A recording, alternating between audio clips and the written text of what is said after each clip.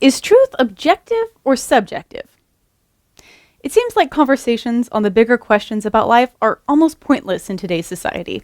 The mode operenda is side A makes a blanket statement, and then side B tells them that they're dumb and needs to do their research, and an elementary school fight ensues.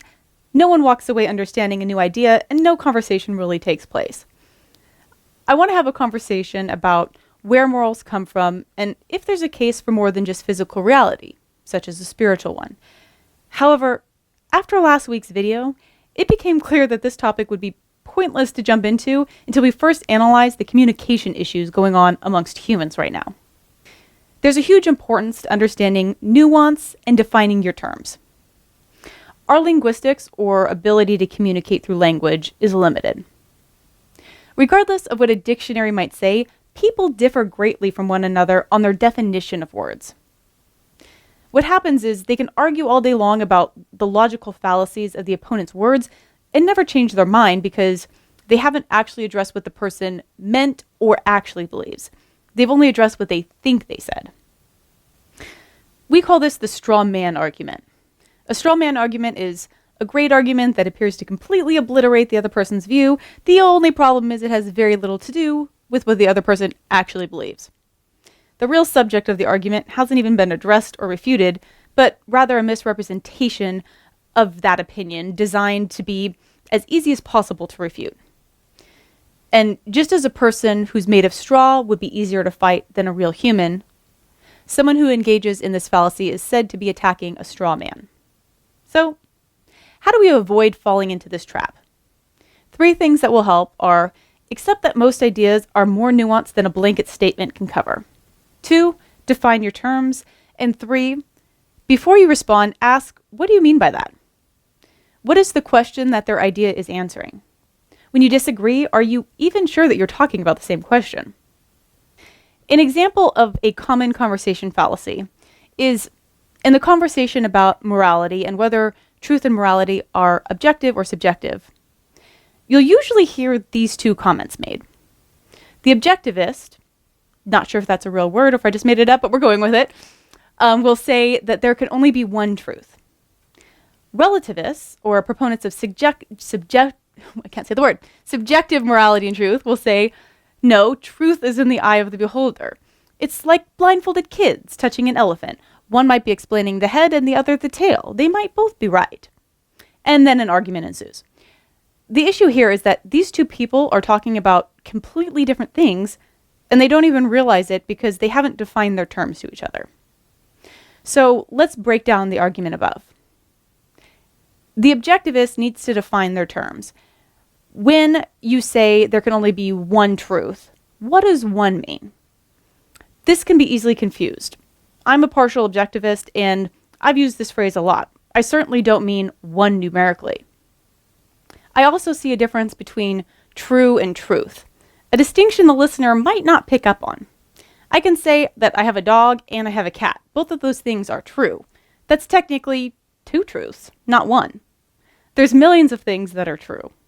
I would also agree with the relativist that more than one thing can be true about the same object. I don't have any issue with the elephant analogy. An elephant can obviously have both a nose and a leg, and both of those things can be true at the same time without contradiction. The statement about one truth isn't about whether or not people's interpretation of that truth might differ, or if more than one thing can be true at the same time. What it means is that they believe truth is objective. We might differ on our view of the truth, but our interpretation doesn't change reality. The blind man touching the elephant's tail in the picture, thinking it's a rope, while his opinion is understandable, it's still wrong. It's not a rope, it's a tail. If reality is objective, then if your perspective doesn't line up with reality, your perspective can be said to be wrong. On the other hand, those who don't believe in objective reality or truth, but rather think that an object is just a manifestation of your belief, would conclude that there's no real right or wrong. If the nature of truth is objective, then it must be based on a standard that's outside of and higher than ourselves. While our perspective of that standard might differ, the standard itself is objective and therefore doesn't change based on the person's perspective. The relativists will often argue the following. They'll say, no, the idea that the elephant tail is just a tail and not a rope is just your opinion of the truth. But once again, who gets to decide truth is a very different question than is there objective truth. This is why the concept of a higher power is tightly woven in with an objective worldview. See, the objectivist agrees with you that your opinion or my opinion isn't what makes it a tale. There must be a higher standard than both of us that is outside of ourselves or our opinion. If that higher standard doesn't exist, then by definition, there's no real truth or right or wrong. There's only our opinions. But if there is a higher standard, then it's correct to say that my opinion about if it's a tail or a rope might be wrong. After all, it's just my understanding. But there is a higher standard than you or I that has made the determination. And things that line up with that outside standard are true, and those that do not are false. The very concept of right and wrong opinions can only even be argued within the framework that an objective outside standard exists. Without it, we can't really say that anything is wrong. We can only say that we don't like it. I personally don't believe that most of reality or truth is subjective or relative. As mentioned in the nuance section, there are some exceptions, like possibly ultraviolet light particles.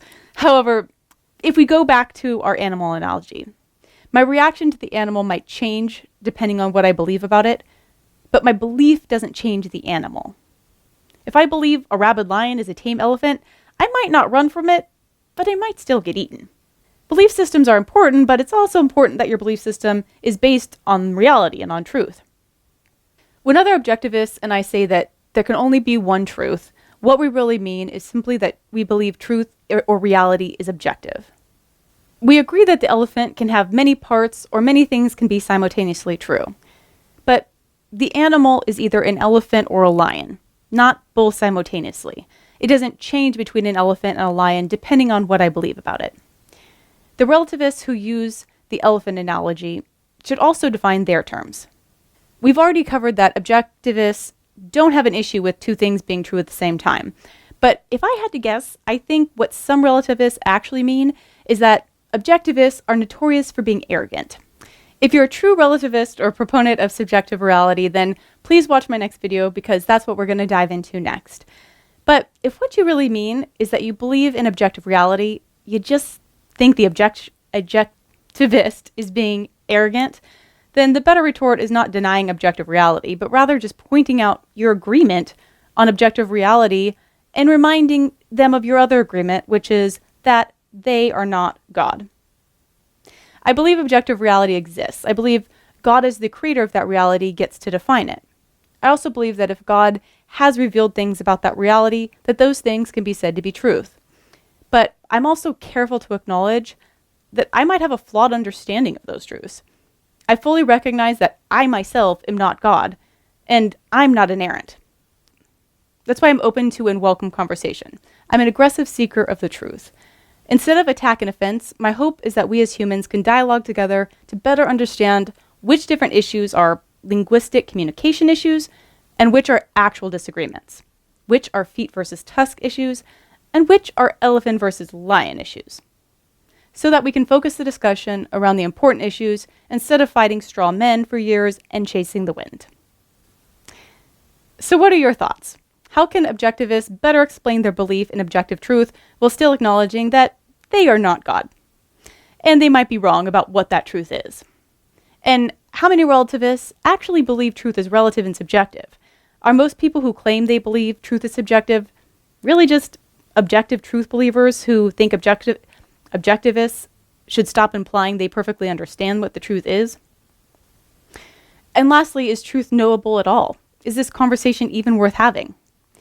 I believe it is, and we'll discuss this more in my next video. I hope you guys have a blessed week.